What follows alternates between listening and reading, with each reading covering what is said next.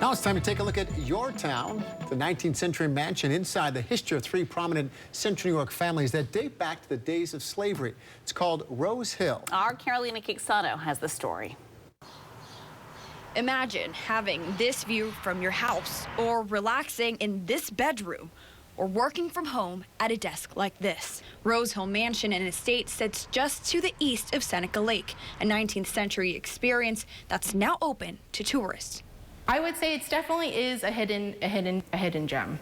Hard to miss with those prominent pillars. It's one of the finest examples of Greek Revival architecture in the United States. The architecture, the art, the history, the attention to detail, it all takes visitors back in time.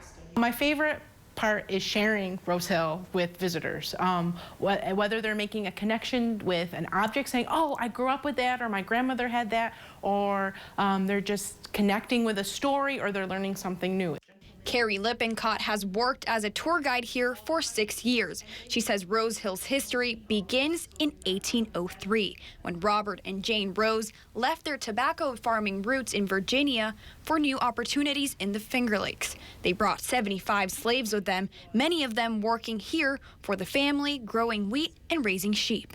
Many of the slaves, not all of them, became the basis for the African American community here in Geneva, and there are some families that can still trace their roots to Rose Hill. The mansion you see now was built in 1839 by a New York City wool merchant. I think to understand the uniqueness of Rose Hill, you have to understand first the gentleman who built Rose Hill, and that was William Strong. A man with a vision that would live on for many generations. The Swan family would own Rose Hill for many decades, leaving their mark on history as well. We've got Lincoln, the oldest Swan son in this picture, and then we've got the two youngest Swan boys, Robbie and Otis.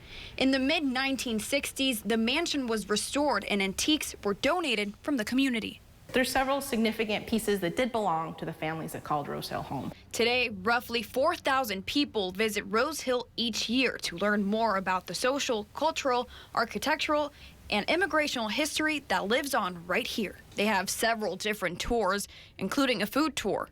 That, if you ignore the cook stove, that's what you're seeing here is an 1809 kitchen. And also bedroom tales. Welcome to the green bedroom. Talking about illness, intimacy, and death in the 19th century.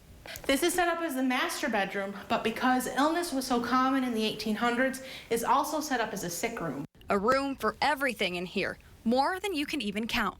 Definitely, if you take a look at Rose Hill, this is not just your simple country home.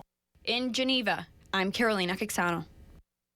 That's fascinating. Look at the staircase, too. You got to wind up in the circular staircase. Now, during the summer, they have concerts free for the public in their backyard. You can rent out the entire first floor if you have a party of up to 75. Admission to the house tour starts at $6. Now, our Your Town coverage of Geneva continues tomorrow night as I take you on a tour of Hearst Castle. It is incredible. Beautiful. From ghost stories to what it was used for during the Prohibition era. We're going to share this unique slice of history tomorrow night at 5:30.